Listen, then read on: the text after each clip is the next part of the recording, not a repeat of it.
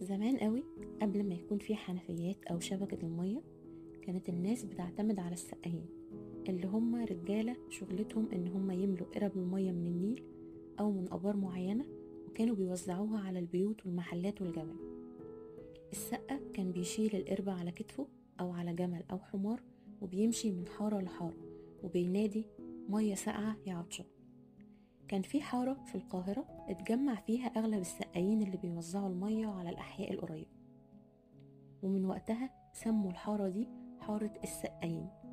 الحارة دي كانت فيها ناس بسيطة وغلابة جدا، بس معروفين بالشهامة والجدعنة، واللي بيدخلها عطشان بيشرب، واللي جعان بيلاقي الأكل. وكانوا بيقولوا إن اللي ملوش كبير بيجي حارة السقايين يتعلم الجدعنة.